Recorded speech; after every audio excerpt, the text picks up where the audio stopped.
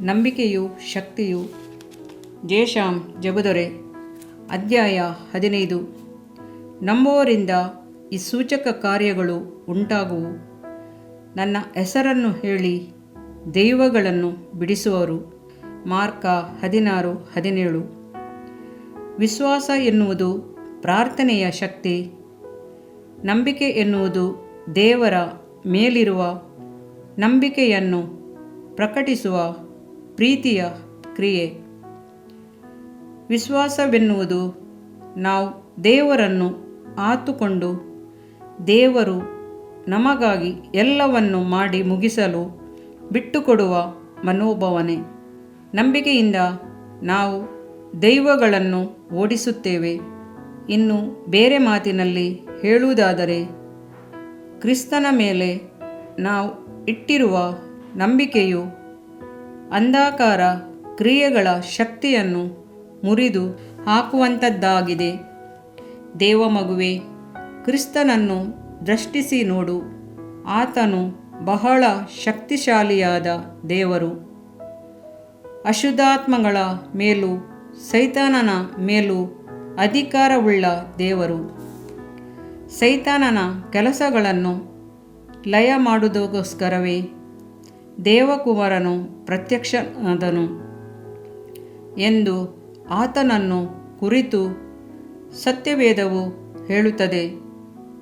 1 ಯೋಹನ 3:8. ಕ್ರಿಸ್ತನು ಭೂಮಿಯಲ್ಲಿದ್ದ ದಿನಗಳಲ್ಲಿ ಎಲ್ಲ ಅಶುದ್ಧಾತ್ಮಗಳನ್ನು ಓಡಿಸಿ ದೆವ್ವಗಳಿಂದ ಹಿಡಿಯಲ್ಪಟ್ಟ ಮನುಷ್ಯರನ್ನು ಬಿಡುಗಡೆ ಮಾಡಿದನು.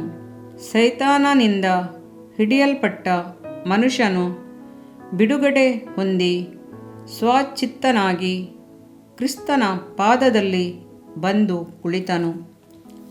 ನಾವು ಸೈತಾನನನ್ನು ಎದುರಿಸಿ ನಿಲ್ಲುವಾಗ ನಮ್ಮ ಬಲದಿಂದ ಅಲ್ಲ, ಕ್ರಿಸ್ತನ ಬಲದಿಂದ ಆತನಿಂದ ಶಕ್ತಿಯನ್ನು ಹೊಂದಿ ನಂಬಿಕೆಯಿಂದ ಎದುರಿಸಿ ನಿಲ್ಲಬೇಕು.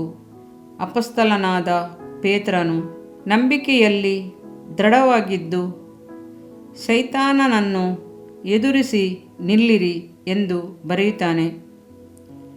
1 ಪೇತ್ರ 5:8-9. ಈ ವಾಕ್ಯವನ್ನು ಓದಿ ಧ್ಯಾನಿಸುವಾಗ ಬರೀ ನಂಬಿಕೆ ಮಾತ್ರವೇ ಸಾಲದು. ಆ ನಂಬಿಕೆಯಲ್ಲಿ ದೃಢವಾಗಿ ನಿಲ್ಲಬೇಕು ಎಂಬುದನ್ನು ನಾವು ತಿಳಿಯಬಹುದು. ಕೆಲವರು ಸೈತಾನನನ್ನು ಎದುರಿಸಿ ನಿಲ್ಲುತ್ತಾರೆ. ಅದು ತಕ್ಷಣವೇ ಹೋಗದಿದ್ದರೆ ಸೋತು ಹೋಗಿ ಅವಿಶ್ವಾಸಕ್ಕೆ ಸ್ಥಳ ಕೊಡುತ್ತಾರೆ. ಈ ದೆವ್ವವನ್ನು ನನ್ನಿಂದ ಓಡಿಸಲು ಆಗುವುದಿಲ್ಲ, ದೊಡ್ಡ ಸೇವಕರೇ ಆಗಬೇಕು ಎಂದು ನೆನೆಸುತ್ತಾರೆ. ದೇವಮಗುವೆ, ನಂಬುವ ಯಾರೇ ಆಗಿರಲಿ ನಂಬಿಕೆಯಲ್ಲಿ ದೃಢವಾಗಿದ್ದು ಸೈತಾನನನ್ನು ಎದುರಿಸಿದರೆ ಅವನು ಓಡಿ ಹೋಗುತ್ತಾನೆ. ಈ ನಂಬಿಕೆಯಲ್ಲಿ ದೃಢವಾಗಿರುವುದು ಹೇಗೆ? ನಂಬಿಕೆಯು ಸಾರಿದ ವಾರ್ತೆಯು ನಂಬಿಕೆಗೆ ಆಧಾರ. ಕೇಳುವುದರಿಂದ ಬರುತ್ತದೆ.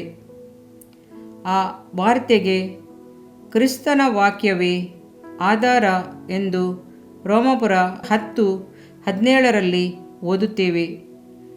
ಎಷ್ಟೆಷ್ಟು ನಾವು ದೇವರ ವಾಕ್ಯಗಳನ್ನು, ವಾಗ್ದಾನ ವಚನಗಳನ್ನು ನಮ್ಮ ಜೀವಿತದಲ್ಲಿ ಅಭ್ಯಾಸ ಮಾಡುತ್ತೇವೋ ಅಷ್ಟಷ್ಟು ನಾವು ನಂಬಿಕೆಯಲ್ಲಿ ದೃಢವಾಗಿರುತ್ತೇವೆ.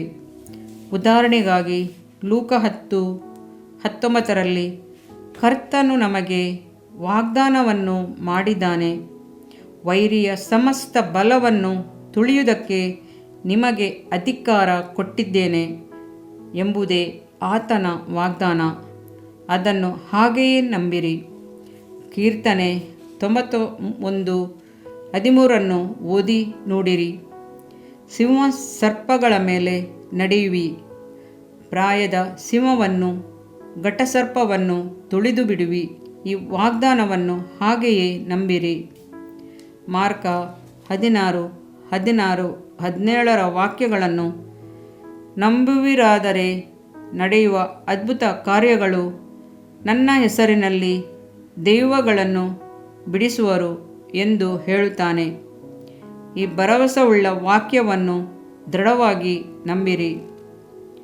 1 ಯೋಹನ 4:4 ಹೀಗೆ ಹೇಳಿದೆ, ಲೋಕದಲ್ಲಿರುವವನಿಗಿಂತ ನಿಮ್ಮಲ್ಲಿರುವಾತನು ಹೆಚ್ಚಿನವನು.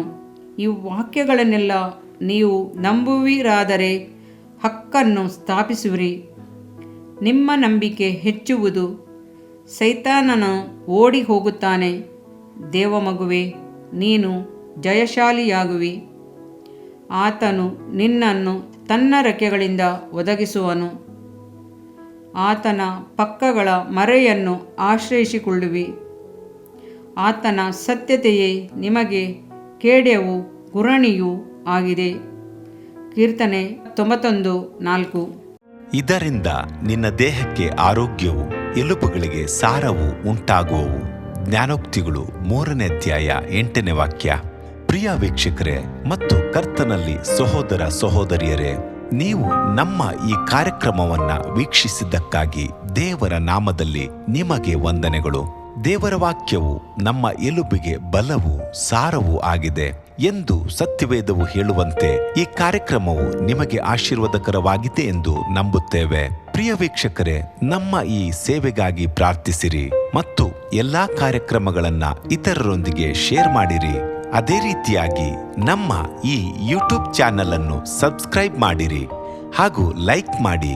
ನಿಮ್ಮ ಅನಿಸಿಕೆಗಳನ್ನು ಕಮೆಂಟ್ ಬಾಕ್ಸ್ನಲ್ಲಿ ನಮಗೆ ತಿಳಿಯಪಡಿಸಿ. ನಮ್ಮ ಸಂಖ್ಯೆ 7022104605. ಈ ಸಂಖ್ಯೆಗೆ ಕರೆ ಮಾಡಿರಿ. ಒಬ್ಬ ಪಾಪಿಯ ಪ್ರಾರ್ಥನೆ. ಯೇಸುವನ್ನು ರಕ್ಷಕನಾಗಿ ಅಂಗೀಕರಿಸಲು ಮಾಡಬೇಕಾದ ಪ್ರಾರ್ಥನೆ. ಪ್ರಿಯ ಪರಲೋಕದ ತಂದೆಯೇ, ಯೇಸುವಿನ ಹೆಸರಿನಲ್ಲಿ ನಾನು ನಿನ್ನ ಬಳಿಗೆ ಬಂದಿದ್ದೇನೆ. ನನ್ನ ಬಳಿಗೆ ಬರುವವರನ್ನು ನಾನು ತಳ್ಳಿಬಿಡುವುದೇ ಇಲ್ಲ. ಯೋಹಾನ 6:37 ಎಂದು ನಿನ್ನ ವಾಕ್ಯ ಹೇಳುತ್ತದಲ್ಲ. ಆದ್ದರಿಂದ ನೀನು ನನ್ನನ್ನು ತಳ್ಳಿಬಿಡದೆ ನನ್ನನ್ನು ಸೇರಿಸಿಕೊಳ್ಳುವಿ ಎಂದು ನನಗೆ ಗೊತ್ತಿದೆ. ಆದ್ದರಿಂದ ನಾನು ನಿನಗೆ ಸ್ತೋತ್ರ ಮಾಡುತ್ತೇನೆ. ನೀನು ನಿನ್ನ ವಾಕ್ಯದಲ್ಲಿ ನೀನು ಯೇಸುವನ್ನೇ ಕರ್ತನೆಂದು ಬಾಯಿಂದ ಅರಿಕೆ ಮಾಡಿಕೊಂಡು ದೇವರು ಆತನನ್ನು ಸತ್ತವರೊಳಗಿಂದ ಎಬ್ಬಿಸಿದನೆಂದು ಹೃದಯದಿಂದ ನಂಬಿದರೆ ನಿನಗೆ ರಕ್ಷಣೆಯಾಗುವುದು ಎಂತಲೂ, ಕರ್ತನ ನಾಮವನ್ನ ಹೇಳಿಕೊಳ್ಳುವವರೆಲ್ಲರಿಗೆ ರಕ್ಷಣೆಯಾಗುವುದೆಂತಲೂ ಬರೆದಿದೆ. ರೋಮ 10:9-13ನೇ ವಾಕ್ಯ. ಯೇಸು ಕ್ರಿಸ್ತನು ದೇವಕುಮಾರನೆಂದು ನನ್ನ ಹೃದಯದಲ್ಲಿ ನಂಬುತ್ತೇನೆ. ನನ್ನನ್ನು ನೀತಿವಂತನನ್ನಾಗಿ ಮಾಡುವುದಕ್ಕಾಗಿ ಆತನು ಸತ್ತವರೊಳಗಿಂದ ಎಬ್ಬಿಸಲ್ಪಟ್ಟನು ಎಂದು ನಂಬುತ್ತೇನೆ. ನಾನು ಆತನ ನಾಮವನ್ನ ಹೇಳಿಕೊಳ್ಳುತ್ತೇನೆ. ಯೇಸುವೇ, ನೀನೇ ಕರ್ತನು. ತಂದೆಯೇ, ನೀನು ನನ್ನನ್ನು ರಕ್ಷಿಸಿದಿ ಎಂದು ನಾನು ನಂಬುತ್ತೇನೆ. ನಿನ್ನ ವಾಕ್ಯವು ಹೇಳುತ್ತದೆ, ಮನುಷ್ಯನು ಹೃದಯದಿಂದ ನಂಬುವುದರ ಮೂಲಕ ನೀತಿಯು ದೊರಕುತ್ತದೆ, ಬಾಯಿಂದ ಅರಿಕೆ ಮಾಡುವುದರ ಮೂಲಕ ರಕ್ಷಣೆಯಾಗುತ್ತದೆ. ರೋಮ 10:10. ನಾನೀಗ ನನ್ನ ಹೃದಯದಲ್ಲಿ ನಂಬುತ್ತೇನೆ ಹಾಗೂ ಯೇಸುವೇ ನನ್ನ ಕರ್ತನೆಂದು ಅರಿಕೆ ಮಾಡುತ್ತೇನೆ. ಆದುದರಿಂದ ನಾನೀಗ ರಕ್ಷಣೆ ಹೊಂದಿದ್ದೇನೆ. ಅಪ್ಪಾ ತಂದೆಯೇ, ನಿನಗೆ ಸ್ತೋತ್ರ.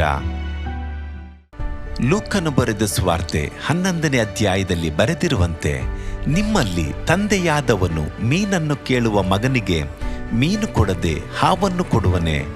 ಅಥವಾ ತತ್ತಿಯನ್ನು ಕೇಳಿದರೆ ಚೇಳನ್ನು ಕೊಡುವನೆ?